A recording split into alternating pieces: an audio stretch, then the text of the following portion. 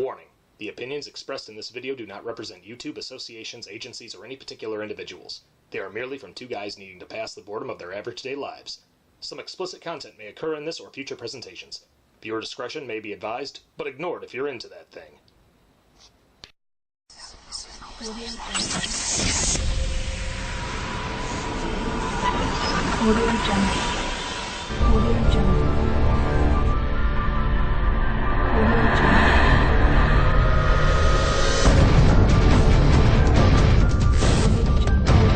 What's going on, guys? I'm the Big Bad Wolf Benny. And I'm the Wild Man Wes. And we're on day 11 of Shocktoberfest on the Wild Wolf Show. Oof. Oh, yeah. Oofa. Double ones. Anyway, guys, today we're going to be doing Dusk Till Dawn.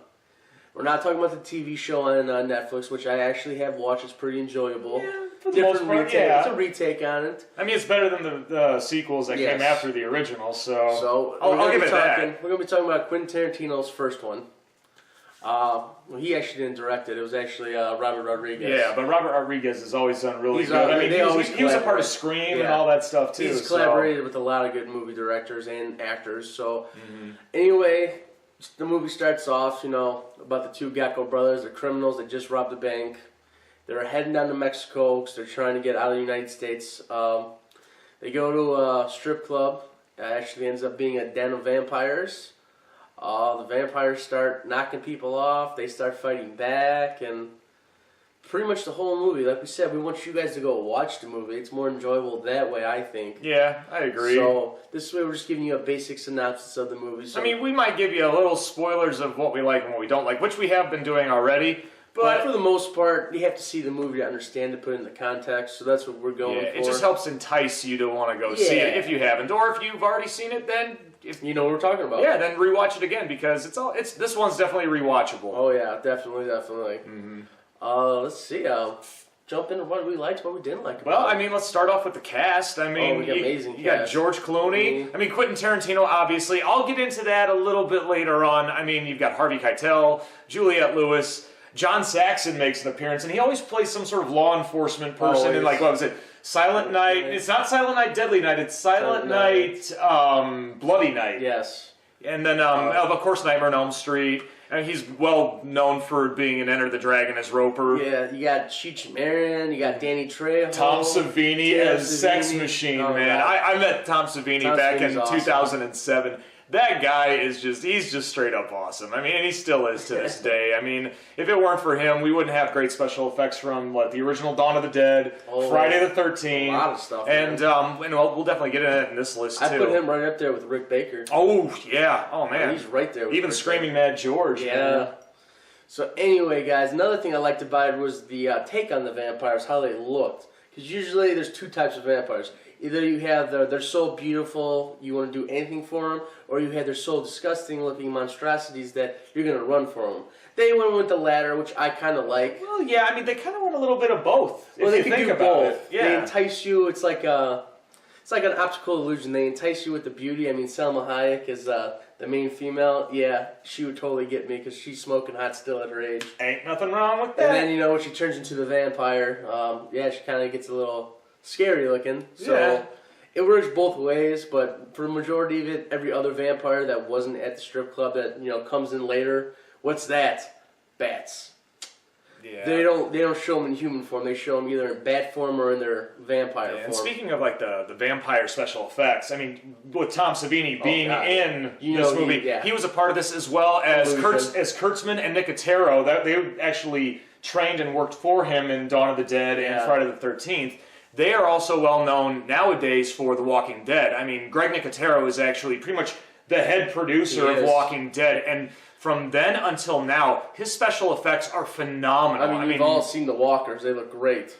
Definitely terrifying zombies. And that's just, let me put some gray makeup on you, give you maybe some exaggerated teeth. No, I mean... Deaden up the eyes. No, they went the full alternate level to make those. Yeah, I mean, even with From Dusk Till Dawn, the basic vampire all the way up until that full-on, demon-style or monster-style vampire. I liked it. It's good.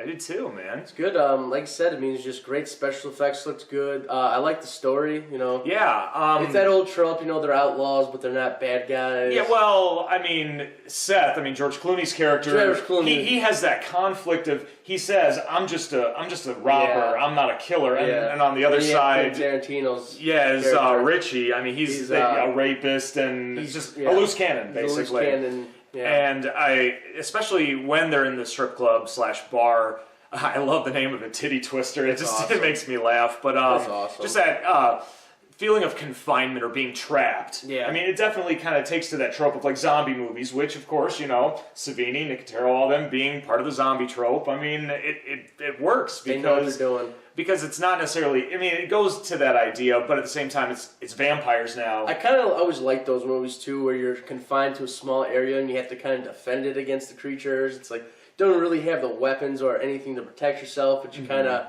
MacGyver stuff and it works. Well, not just that, but I mean, especially with movie production, it saves on the budget if you think about it. It's one location. Mm-hmm. So I mean, let's see. They're in the hotel when they meet the Gecko brothers. Mm-hmm.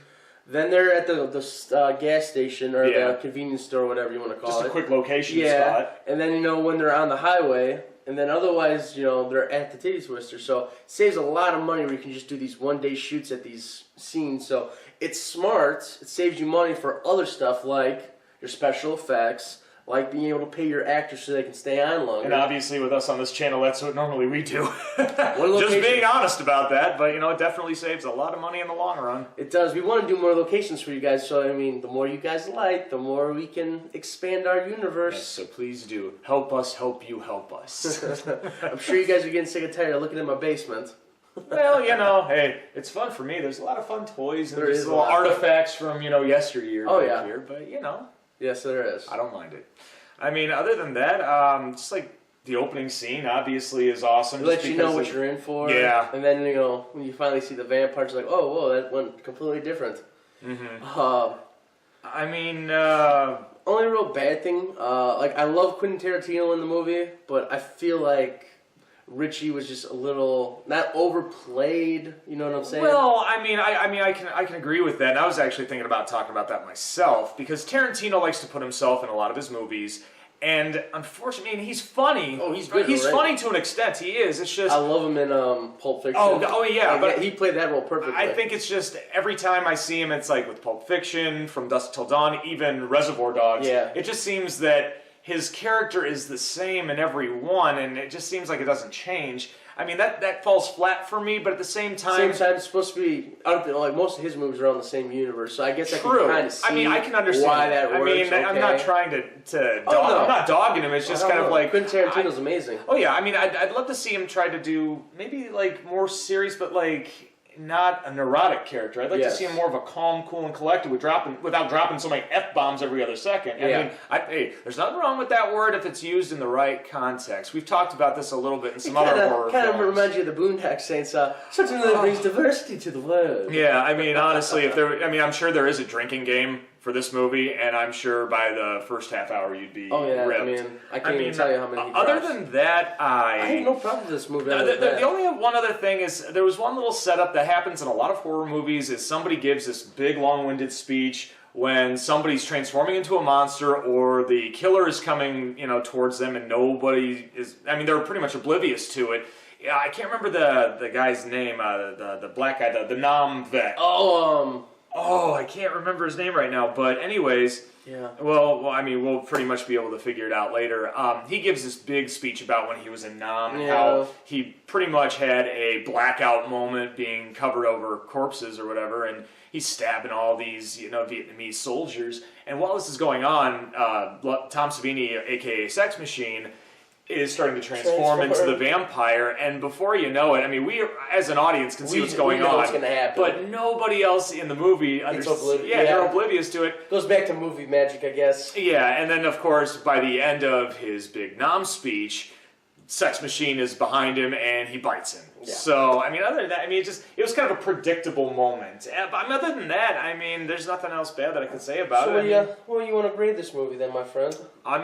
Apart from I would say, the usual Tarantino character and the predictable, oblivious speech moment. The movie is phenomenal. I like it for what it is. Special effects, acting. I mean, the writing is good. I would give it an A-. I'm going to agree with you. A- sounds good. Because, I mean, like I said, there are little things that don't bother us because you're so used to them in horror films. So, I mean... But we have to address it a little bit. We have to address it that we do pick up on it as fans watching the movies. We do know what's going on. So, I don't know if they just don't think we're as intelligent anymore. Or... who knows? Oh, well. Anyway, guys, as always, like, comment, and, of course, hit the red button. We want to give you more content because we love you. Always have. Exactly. So anyway, guys, I'm going to sign off on us now. I'm the Free Bad Wolf Benny. And I'm the Wild Man Wes. And we'll see you tomorrow. On day 12 of the Wild Wolf Show's Shocktoberfest. See you tomorrow.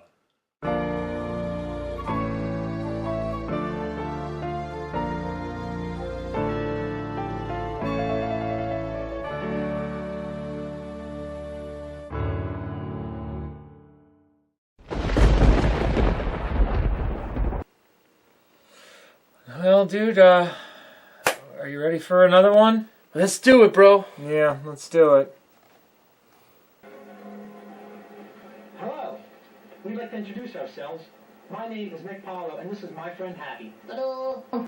As you've noticed, he's a dead guy, but he's alive, which makes him a zombie. That's right, a zombie, a ghoul, a flesh eater, one of the living dead. I get the idea.